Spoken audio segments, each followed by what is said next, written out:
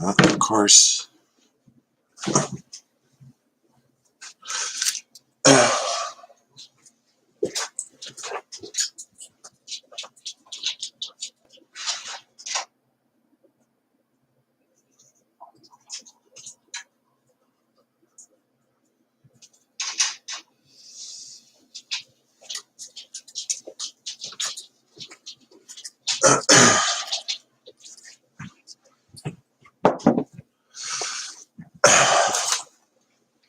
All right, so good evening.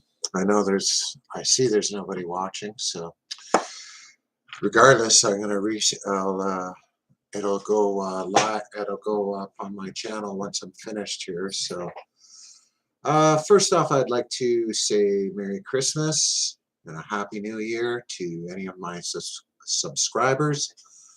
I notice I've got a couple in the past few days. Much appreciated. I'm a bit of a fan of the mob genre that's out there, and you know, I ordered a book the other day, Joe Bonanno's book, and but I've been thinking for a little while about reading. I usually, like most people, you read to yourself only. I've never really written aloud, so. But what I thought I would do is I'm going to read a book, because I don't read enough, and I thought I'd read a book chapter at a time and make a video out of it. If anybody actually is interested in following it, you know, maybe we can have a little discussion about the book and what it's all about. Anyway, so the book that I chose, obviously by the thumbnail, is brutal. It's entitled, and it is brutal. I read about half of it, but kind of on the toilet, you know, so you don't get a lot of reading done that way. But anyway, it's brutal. The untold story of my life, Kevin Weeks inside Whitey Bulger's Irish mob. Now, having said that, I'm not the greatest reader or whatever, you know, like, or I'm not any great literate guy, but I do like to read, and haven't been reading a lot, like a lot of people nowadays. We just kind of do social media, or the only reading you're doing is your text. But I thought I would, I'm going to read this book. I'm going to start off with the foreword, and it's by Kevin's brother, Bill Weeks.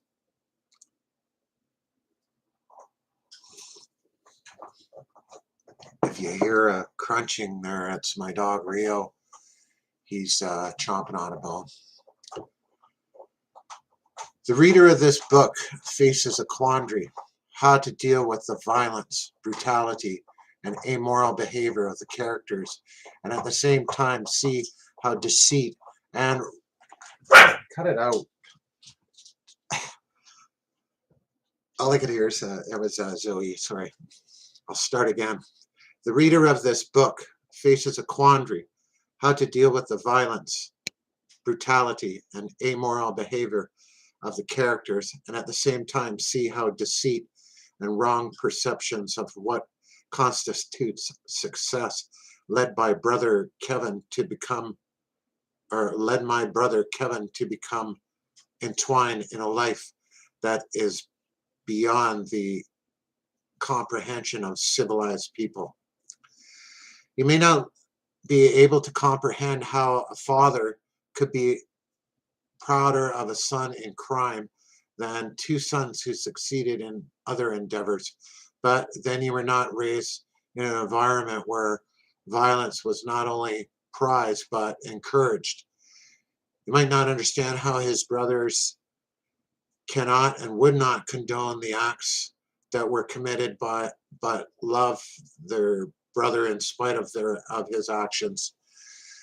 You cannot understand how razor thin the difference between taking the right or wrong road can be when you are caught up in an environment that is not within your control and in which you can only survive to or can strive to survive with some sense of identity and self-worth. The streets of Southie were tough, but not as tough as the apartment at 8 Pilsudski Way. Their violence reigned supreme. What do you do when the streets are safer than your home? It was better to go out. I guess I want to kind of read this in a way that you would do it yourself comfortably. It was better to go out than take a beating, although mostly you were inflicting one, than face the consequences of failing. And you could win and still fail. You didn't win by enough. The other person wasn't bloody enough or got up too soon after the punishment was inflicted. Do nothing and you get a beating. There was a malevolence that permeated the air we breathed. We were the primary targets of it, and there was nothing we could do but survive it. And survive it we did, each in our own way and with any and all means and tools that we had within us, and whatever external support system we could devise and utilize. I'm just going to grab this here and put this over here, and maybe it'll hold up my book here. There you go.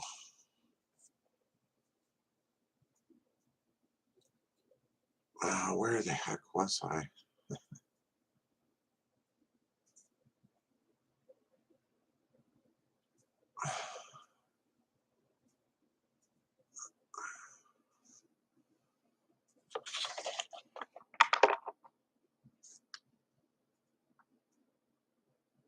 Oh, Jesus. Where did I go?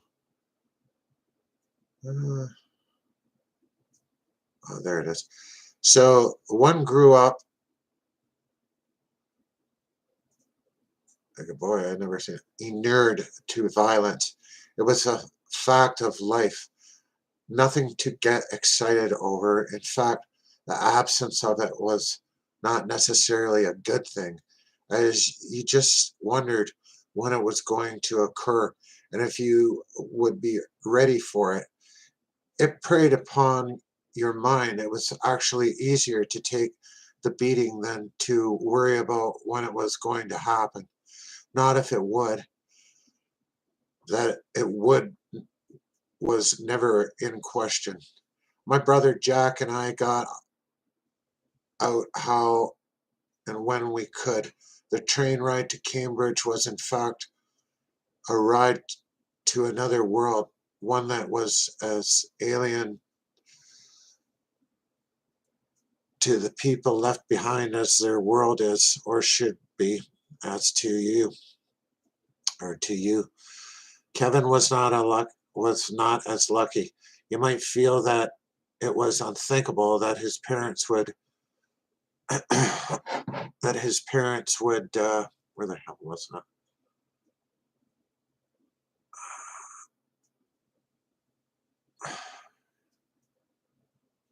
Would not want him to escape and better himself.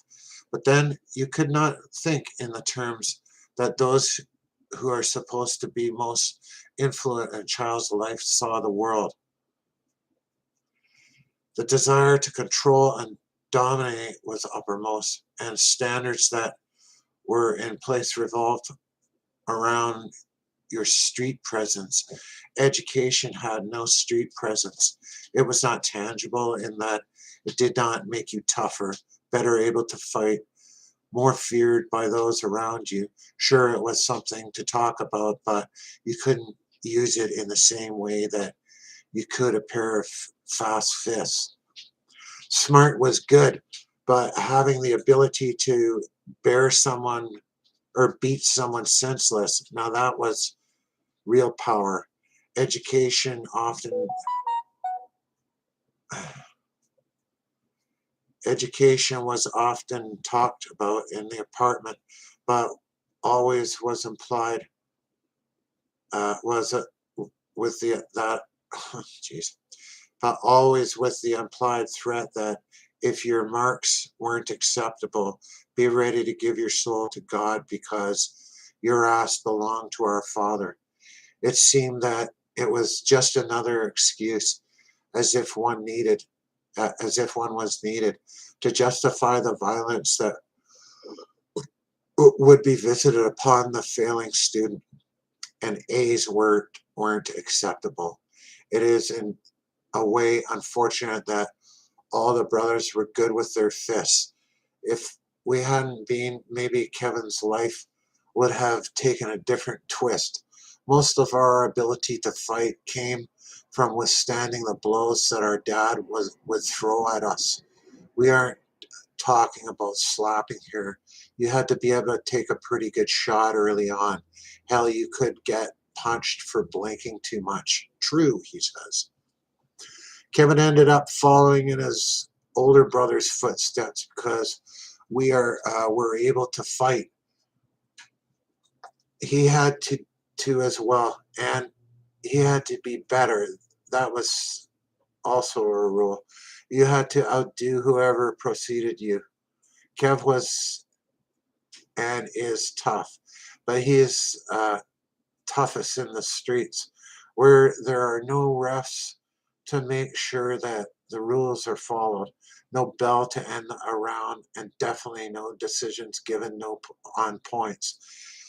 An incident occurred when he and Jack were arguing in the apartment in front of our parents. Jack, not wanting to continue the disagreement in front of them, asked Kevin to step outside. Kev said, sure, and let Jack lead the way out the door.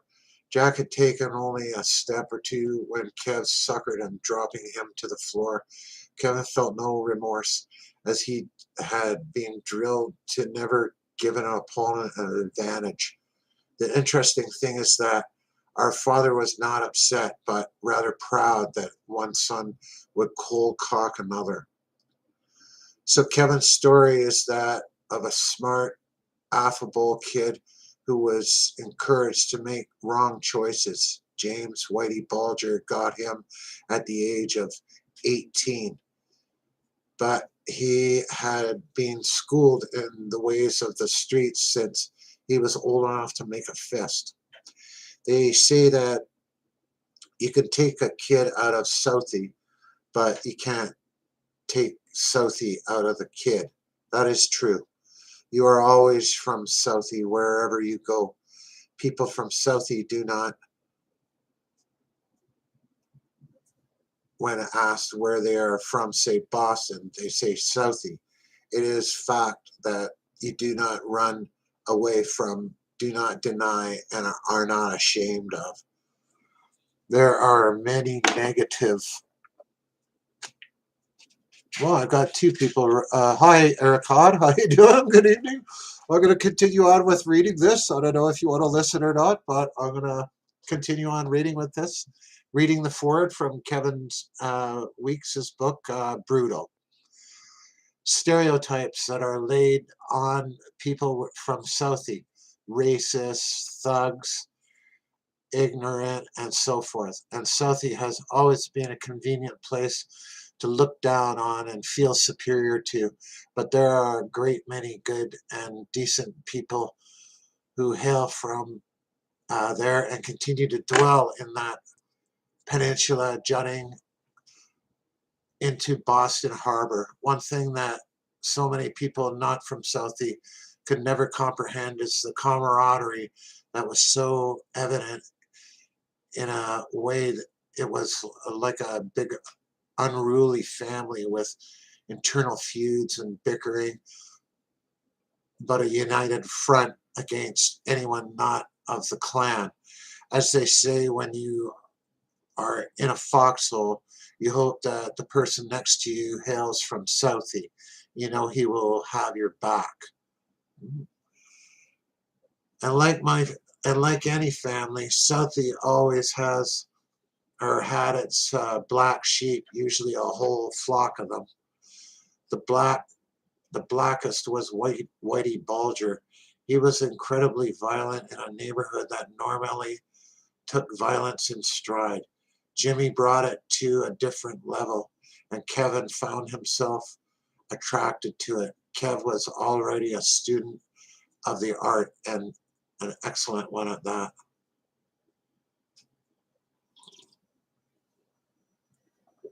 Cool. I've never been to anywhere really like that in America. It's just something that interests me. Like I say, the mafia genre and all this organized crime stuff I watch on YouTube. So I just thought, hey, I was going to read the Joe Bonanno book there when it arrives, but I had this book and I had it about half read. And I thought, what the hell, I'm going to go live and start reading. Good. And, I may not read that good straight out. But I'll get better. I know I will. It's just awkward because you're used to reading to yourself in silent, sitting on the toilet or whatever. Okay, so Kev was also a great student of the art, and an excellent one at that. Fighting teaches you to not think about the punch, just to throw it. There are times when you connect and knock someone senseless and not realize immediately that it was you who threw the punch. You are trained to react. In effect, a fast muscle twitch occurs before your brain has the time to process it. You see and react without thought. If you are conditioned to this since you are old enough to walk, you can become extremely formidable and dangerous. Where other people are working themselves up to throwing that first punch, you are already walking away from the bleeding, unconscious person on the ground. That is Kevin in action. When confronted with a threatening situation, immediate violence without remorse or fear occurs. He was invaluable to Jimmy. Smart, fearless, loyal, and without many of the internal constrictions or self-limiting awareness of society's proper behavioral characteristics, Kevin found his niche in the world. He led the good life in the style of Goodfellas. Money, street respect, all that really counted, and the knowledge that everyone knew who you were, knew the power you held, and understood the consequences of crossing you. Merry Christmas. Merry Christmas, Eric. Much love to you and your family. All the best. I'm going to keep doing this every day. I'm going to read a chapter or whatever every day until I finish the book. So if you want to say hi, I'll be on again tomorrow or whenever I feel like it. Merry Christmas. Thank you for watching. Okay, so yeah, pretty heady for a young man. Hell, it would be heady for any man who was raised knowing that the streets were what counted. In terms of the street, he was a success. One day in the late 1980s, I was in a board of directors meeting at the company I worked for. One of the directors asked another if he saw the article about Weeks on the front page of the newspaper over the weekend. He replied that he had, and another gentleman also said that he had read the article. As they spoke, they realized that they had each seen a different paper, and the Weeks in each of the three articles was a different brother. Jack in the Worcester Telegram for political campaign that he was heading up. Kevin in the Boston Herald regarding a difference of views with law enforcement, and myself in the Middlesex News for taking a proactive stance on sewers for areas of the town for which I was a selectman. The first director looked at the other two and then turned to me and said, "I guess you all come from a family of high achievers, no matter what you're into." Kevin was a very high achiever in a field that does not tolerate failure very well. Kevin is sorry for only a few things in his life.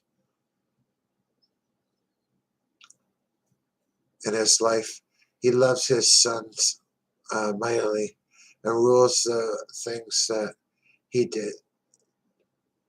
Rues the things that he did that lost his wife, Pam. That's right. He followed the rules of the street all the way, and it cost him almost everything. Sure, he enjoyed the fruits of his labor, but at the end of, he was almost relieved when the law was finally able to put a stop to it all. He never complained about the time he spent in prison. It seemed to actually give him the time he needed to assess his life and contemplate his future. Not his next career or where he would live, but what was meaningful in life, how he wanted to interact with those who mattered to him, or to most to him. God, it's hard to spit it out sometimes, eh? He is not that different in personality than he was our little baby brother, still affable, still with a quick smile and a quite, still with an alertness and a inquisitiveness to everything around him. He has tamped down the violent side, keeping his hands in his pockets and not making fists as readily as before. But I wouldn't suggest that you get in his face. You can only expect him to be so nice. So that's the forward. Well, I see I still have one person. Thank you for the like, whoever gave me the like. Much appreciated. Anyway, so that's the forward of Whitey Bulger's book, or of Kevin Weeks' book, entitled Brutal, the Untold Story of my life inside Whitey Bulger's Irish mob. Kevin Weeks and Phyllis, what's her name? Phyllis Karras. Yeah. It's a good book. Like I said, I read about half of it, so I'm going to try and read I'm going to read the chapter tomorrow, so that, actually I could probably just read this author's note here too. So, author's note, for the more than 20 years that I was associated with James Whitey Bulger, despite the fact that we were together nearly every day for hours at a time, I was unaware that he was leading a dual existence. While I knew he was paying FBI agents for information, I had no idea that he was also an FBI informant, that he was giving the agency information it could use to take other players off the street. It shocked and infuriated me, along with everyone else in South Boston's mob. When I learned this fact in the spring of '97, more than 2 years after Jimmy was already on the lam, while I've never had the chance to discuss the situation with Jimmy, I have my own theory about why he became an FBI informant. Jimmy returned to the streets from his 9-year prison sentence in 1965 at the age of 36. 9 years after that, around the time when he began to work with him, he had already made his arrangements with the FBI. His informant file was officially opened on September 30th, 1975. His handler was FBI agent John Connolly, who grew up in the South Boston housing project a few doors down from the Bulger family. Stevie who Jimmy had teamed up with in 1974 and had immediately become involved in serious crime with, had been enlisted as an informant in the mid-1960s. Stevie's FBI handler was H. Paul Rico, who kept him out of jail for a 1968 car bombing. I've never felt that it was a coincidence that Jimmy became an informant a year after he started working with Stevie. I don't think Jimmy has had a voice. I believe he was given an ultimatum. Either you cooperate or you're going down for crimes committed. However, the fact that I don't know and never even suspected that Jimmy was an informant is yet another indication of the man's brilliance. John Connolly might have been a good checkers player, but Jimmy was a master at chess and outplayed Connolly at every move. A master of manipulating people and turning them to his way of thinking. Jimmy turned out to be in control of the informant-handler relationship. Looking back at the years I spent with Jimmy, unaware that he was an informant, I can now see that there were mysteries. I do not comprehend scenes I did not notice. But it is improper to note when reading my story that many pieces did not fall into place for me until after I finally learned the truth about my closest associate. That's from Kevin Weeks, Boston, Massachusetts, March 19, 2006. Man, this guy like kicks butt. Like I liked him. Well, how long have I been on for? 27. I thought I'd go an hour, so chapter 1 going up. How long is a chapter, I wonder? That's a ways, eh? Yeah, I think I'll see. That's a long, that's a bit of a haul there for probably pretty, it is interesting. Like I said, I read half of it. So anyways, I think I'll hold off on chapter 1 for tonight. That's the introduction and author's notes. And yeah, I'm going to be reading that for the next little bit. Something to do. Hey, for those 2 people sitting there watching me right now, if you want to leave a comment and give me a thumbs up, go right ahead.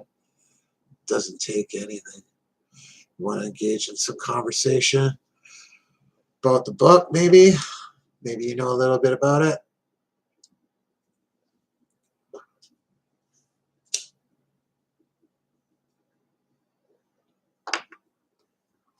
Well, it's early here, so I'm going to start reading this and smoke a joint here for the next half hour. I'm going to read this and smoke, drink some coffee.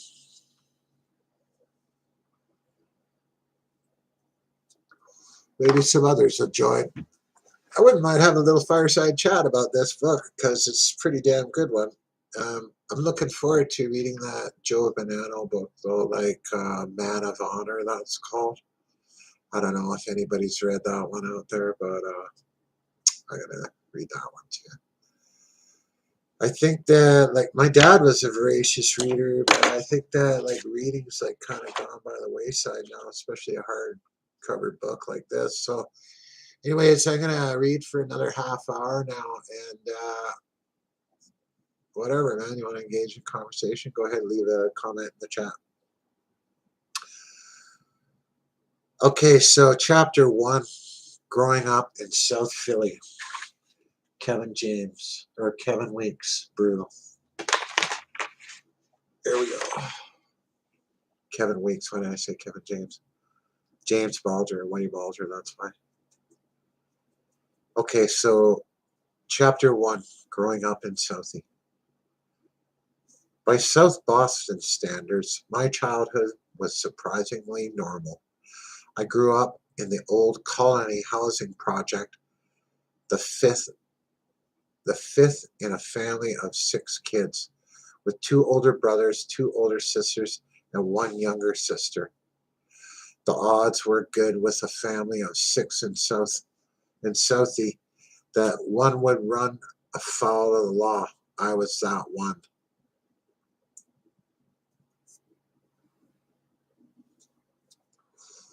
Our apartment on 8 Pilsudski Way, apartment 554, was about 1,200 square feet with 4 small bedrooms, a parlor, and a kitchen. My parents were in one bedroom. We 3 boys were in another. My older sister, Maureen, had her own bedroom, and Patty and Karen shared theirs. I was born on March 21st, 1956, and at 50 am 2 years older than Karen, who is the youngest of the 6 of us. Billy, at 58, is the oldest. All 8 of us ate dinner together in the kitchen. While I never saw my mother without the crutches her arthritis made necessary, she made sure there was more than enough food for all of us to eat. Our clothes might not have been brand new, but they looked fine. I never remember wanting for anything. My father, John, he changed tires for a living and later worked for the Boston Housing Authority. The most he ever brought home was $160 a week. He grew up in Brooklyn, joined the Army as an infantryman, like myself, during World War II, most respect there, and was a professional boxer, a middleweight. He had been pretty good at it, a throwback, a big puncher. He was the type of guy who would take 2 of your punches just to land one of his. He'd also trained boxers. He was 26 when he married my mother, Margaret, who was from Boston. My maternal grandparents came to Boston from Ireland, while my father was Welsh and Irish. My father had a real bad temper and was always in a bad mood. That sucks. He ran our house strictly. We all went to bed early and got up early. He was very physical with all of us. He'd slap the girls, but he'd punch the boys. He was quick with his hands, but you never knew why or where they would strike. He could hit you on the head for no reason at all, saying, "That's for nothing. Now do something." Or he would give you a crack, saying, "That's in case you did something and you got away with it." Not only did he hit his kids, you never knew when you would see him in the street fighting a neighbor. With us, he was a strict disciplinarian who often went over the line in his forms of discipline. By today's standards, he might be arrested for the way he handled his 6 kids. As a result of the beatings I got from him, I never touched my own sons when I became a father. My mother had a hard life. She was in constant pain from her severe arthritis and had numerous back and knee operations. Both my parents were voracious readers, and books and school were important parts of our lives. Until grade 4, I went to the Michael J. Perkin School right in the old colony projects at the top of my street. For grades 5 and 6, I ventured a little bit farther to John Andrews School in Andrews Square. For the next 2 years, I was at Patrick F.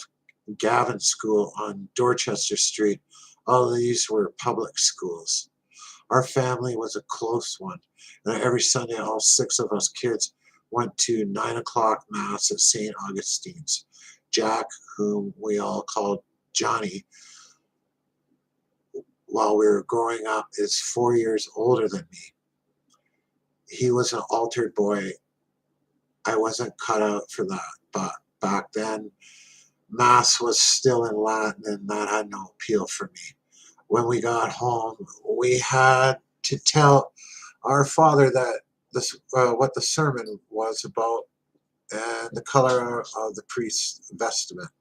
He wasn't religious, but he made us go. My mother stayed home, and the priest used to come to the house once a week to give her communion. But even more than books and religion, my father made sure that boxing ruled our family life. From as far back as I can remember, I boxed. That's not so bad, man. I didn't want to. I'm gonna try not to deviate from the text, but I don't care. It's my thing. I can just that's good. And when, like, a cracking your kid, that's not good. But like teaching the kid to box is wicked. I wish my dad had taught me to box. Whether we wanted to or not, my brothers and I boxed. Every night we would move the furniture in the parlor, and the 3 of us boys would box in the living. I did that with my friends as a kid all the time.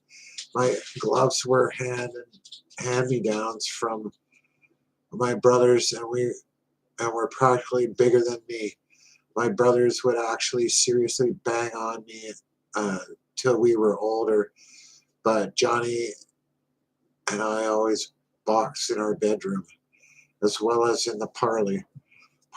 From the time I was 8 and he was 12, right up until he left for Harvard, Johnny would be Muhammad Ali and I would be George Chuvalo, the Canadian. Chuvalo was the Canadian heavyweight champion who used to take a lot of punches but would never quit. That was why I liked him. And when I boxed with Johnny, I would take a lot of punches from Muhammad Ali, but like Chuvalo, I would never quit. As a kid, when I wasn't boxing, I was on the swim team, traveling to meets all over New England, or playing basketball or ping pong. It was fun to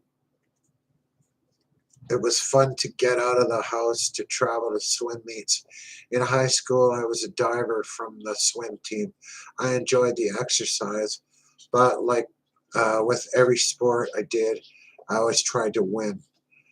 I was just saying today, to go off topic again, that yeah, in the Army, you're never good enough, man. I was just, when they're saying about swimming, yeah, that's all.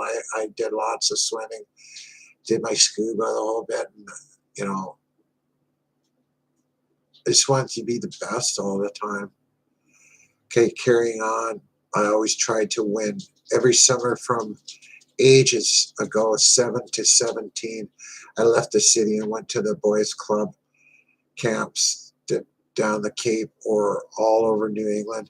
I was usually sent for 2 weeks, but most summers I wanted to stay for a longer period of time. So I'd get some kind of a job there, teaching swimming or working as a counselor or lifeguard or whatever I could do to extend my time in the country. But I was always happy living in the city. Southie was great community to grow up in. I had a nice group of friends in the old colony projects. We all played street hockey, football, and baseball together. We always stuck up for one another. In the fall, we'd make huge piles of leaves and jump in them for hours at a time. In the winter, we made giant igloos out of the snow and ice before uh, before forced busing and the integration of the housing projects. Southie was a safe, happy place to raise a family. We never locked our doors, and the most serious crime was a fist fight or a parking ticket, which most likely got thrown out when you went down to the courthouse. After all, they were all working people, and a ticket was a day's pay. The neighborhood police had walking beats and walked the streets and knew everyone. Families like the McCormicks, the Face, the Holmes, the Navs, and the Kuzmich, I don't know what that is, all knew one another too, and watched out for each other's kids. It was a different world then. Everyone had two parents at home. Single parents were unheard of. Sure, some kids had run-ins with the law, but in the end, nearly all of them turned out to be legitimate people. I wouldn't have traded my childhood in Southie for anything. I believe we got a better sense of life there than we would have received in the suburbs. We learned to appreciate the simple things in life, like a broomstick and a pimple ball, one with a semi-round bumps on it. For when we played what we called half-ball, there were a few black kids at the old colony projects and maybe one at the South Boston High. Growing up, black I did have one black friend, Mikey Blackmore, who lived in the D Street projects. He was a good kid, but all my other friends were white. Southie was predominantly Irish, probably 50% then, with 25% Italian, and the Polish and the Lithuanians splitting the other 25%. There were a lot of Irish, Italian married couples. They made beautiful babies, but not too many years after I grew up, their forced housing integration changed everything, as did the demand for the waterfront, which pushed up the prices and the largest influx of drugs like Oxycontin and heroin. Growing up, I never drank or did drugs, nor did my friends. We'd known one another all our lives and had our fights and stuff, but we'd get over we'd get over them quickly. Even if our parents didn't, they would speak to each other for months. We'd solved our problems. If one of us did something wrong, all another parent needed to say was, "I'm going to tell your mother," and immediately we'd say, "I'm sorry." Today, that kid I would say, "Go fuck yourself, lady," and grab her purse at the same time. Wow, eh? Quite the neighborhoods. But I knew from early on that there were a lot of tough kids in Southie, and I learned that you didn't always have to win when you fought there, but you had to stand up and be counted.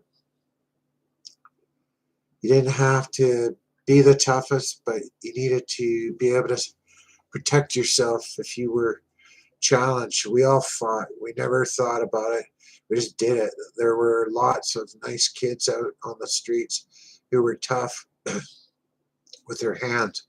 There were good there were good people who worked hard and played sports and were happy-go-lucky, but that didn't make them any less tough to fight. There are tunnels that lead from one area of the project to the next. My father didn't like kids to hang out in them and made noise, so whenever he heard them in the tunnel, he'd send one of us boys down. He'd always send the one closest in age to the kid making the noise. That way, if there was a fight, it would be fair. What a dad, eh? There was never a day, however, that my father would spare the rod. One day when I was 7, I talked back to him and then raced into the bedroom. In the bedroom, Johnny and I had bunk beds with me sleeping on the bottom bunk and Billy on a folding cot. When I dove under the bed, my father went down on his knees and stuck his arm in to grab me. I was always doing things with my toolbox, which I kept under my bed. I opened it, grabbed my small claw hammer, and smashed it hard on his hands. I broke 2 of his fingers and split them open. My father went berserk and threw over the entire bed, both mattresses and box springs and all. He was a brute with huge shoulders and arms. He dragged me out and beat me. Man, he's a bad dad. Let's see what else. I hope my reading's okay. I'm a little paranoid about it, but oh.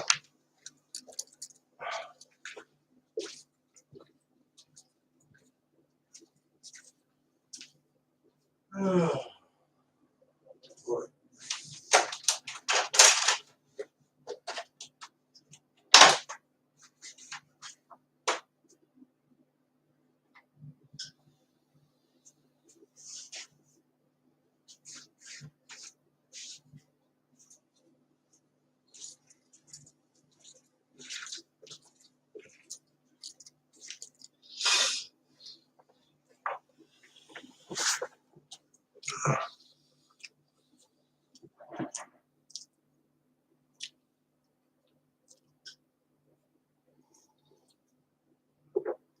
Didn't really eat much today.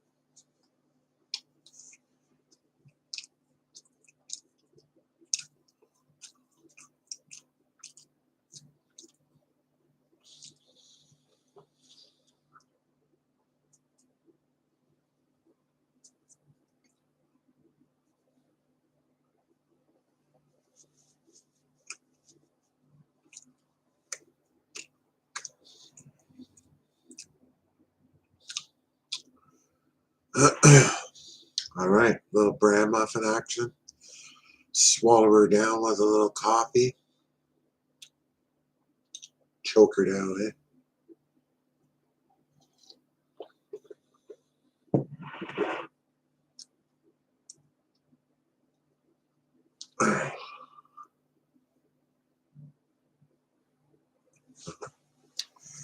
All right, I'm going to carry on here, like I say, till just around an hour. See how I feel. Continue on. I'm sure my reading is going to get rather exceptional. That's what they say, you know. You do things long enough, you're gonna get good at it.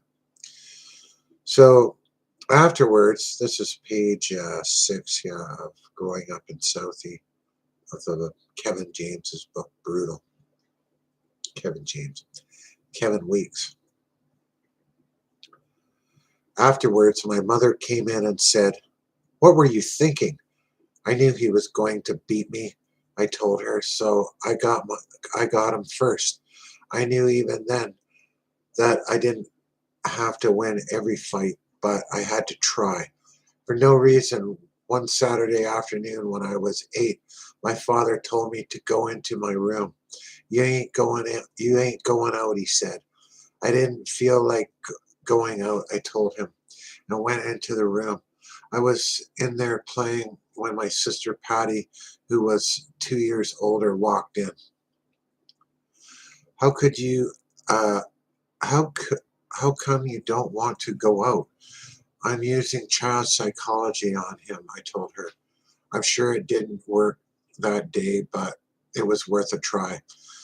While my brother Billy was always calm in the way he handled things, I was more like our father. When something happened to me, the first thing I thought of was punching, like with our parakeets, Salt and Pepper.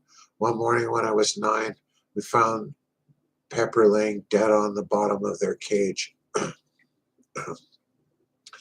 The two birds were always fighting, so we figured that Salt had killed Pepper during the night. The next morning, I came walking out of the shower and hadn't realized that Salt had gotten out of his cage.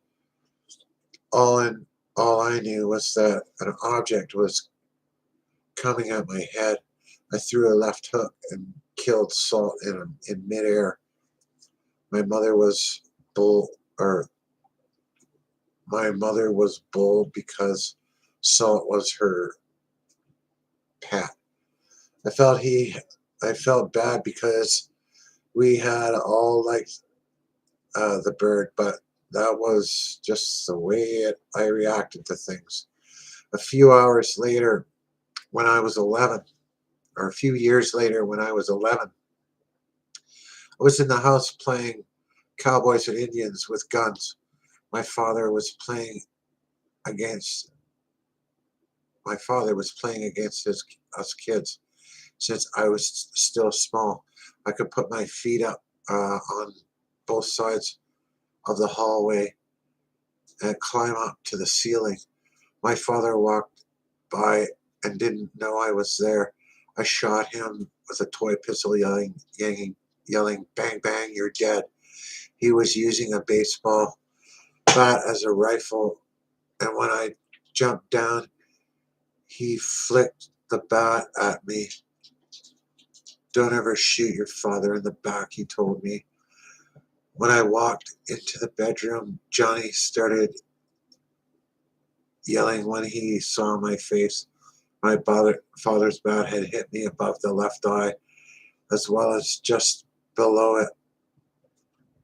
I ended up going to Boston City Hospital and getting 31 stitches, 14 below the eye and 17 above it. My sister Maureen was working as a nurse in the emergency room at the time. Johnny Woods, Johnny Woods, a black man who was Billy's boxing trainer, was also at the hospital working as a security officer. Johnny knew my father well and put me on a gurney and wheeled me into the ER. When the doctors came out to see me, he had to inject Novocaine into the cut around my eye. It was painful and I yelled.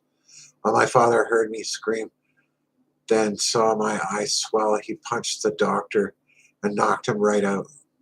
The next thing I know, I'm lying on one gurney being stitched up by a second doctor, and the first doctor is laying on the gurney, and they're bringing him to. Johnny Woods grabbed my father and rushed him out of the ER so they could work on me. Afterward, my father took me out for an ice cream sundae. When I was 12, I got into a 2-hour fight with one of my best friends, Mikey McCormick. By the end of the first hour, a crowd of about 200 neighbors, including my father and my brother Johnny, had formed a circle around us. Mikey was who weighed about 30 pounds more than me, was bleeding from my punches, but neither one of us was going to quit. We'd fight for a while, and I would keep on punching, and then he'd get his hands on me, and we'd wrestle to the ground. Then that would be broken up, and we'd both get up and start fighting again. My brothers always said that I wouldn't quit no matter how much I got hurt. It was true. Even though Mikey wasn't hurting me as much as I was hurting him. That day I got the better of Mikey, but there were plenty of days when he got the better of me. When one neighbor, Mrs.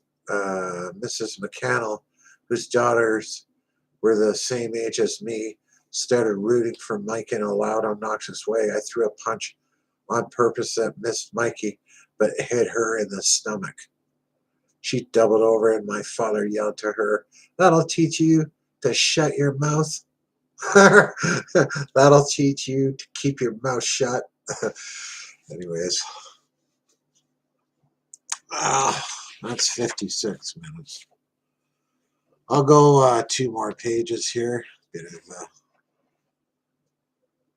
Okay, so page 8 of Brutal, Kevin Weeks. Growing up in Southie. Finally, the parents decided it was enough, and the fight ended. Mikey never would have given up if our parents hadn't stopped it. When I got home, my father gave me an open-handed slap across the mouth that hurt more than anything I'd suffered in the fight. "What's that for?" I asked, holding back my tears. "For hitting a woman," he told me. "But don't ever hit a woman again." I didn't cry, because if I did, my father would crack me again and say, "What are you crying for?" The next day, Mikey and I were friends again, but our parents didn't talk to one another for weeks.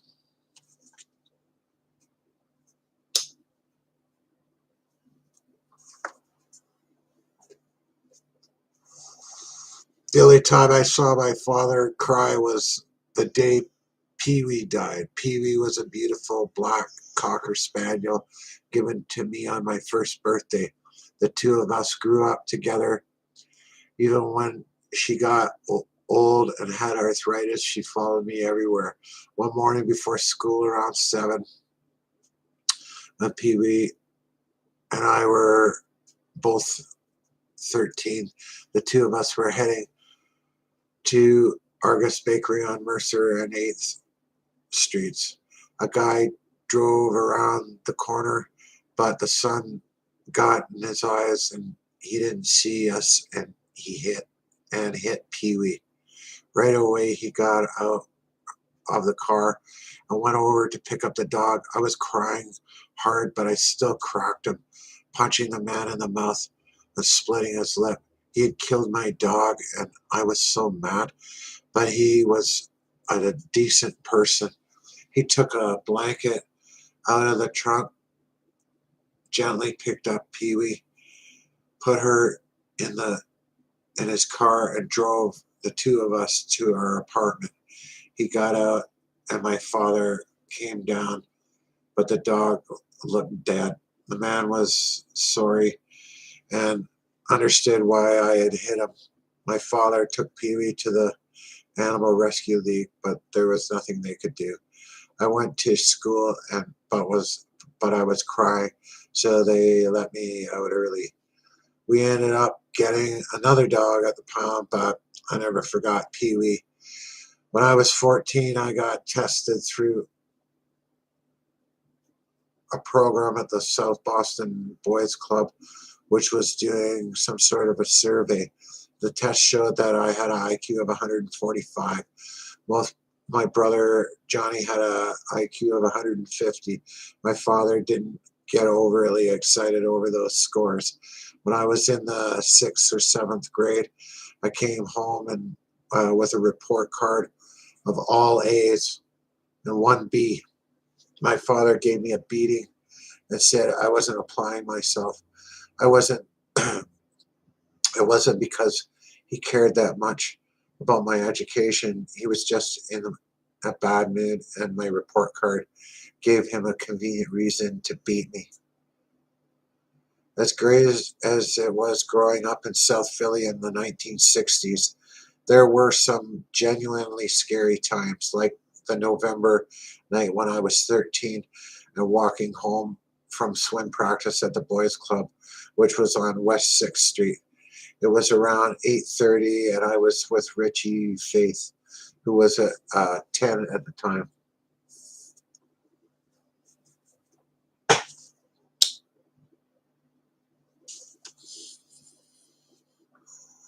We were walking through the old colony projects, heading south toward Patterson Way and 9th Street, when a guy suddenly jumped out of the bushes we were cutting through and tried to grab Richie. When Richie took off, screaming and running down the street, this guy came at me. I picked up a 10-inch pipe, probably part of the metal fence that was laying there, and as he came at me, I hit him with it. He fell down, but I kept on hitting him until he staggered and took off. A few minutes later, Richie, his father, Bill Faith, and my father, and my brother Johnny all came running over to where I was. Richie had run up to his house a block and a half away and told them what was going on. When they got there, I was standing there still holding the pipe. "Are you all right?" my father asked. I nodded, and he looked around and saw that there was blood everywhere, all over me, all over the ground. "What happened?" he asked. "Where did the man go?" "I don't know," I said. "I just took the pipe and kept on hitting him." My father kept looking at the blood and said, "Jesus Christ, there's so much blood. You must have killed him."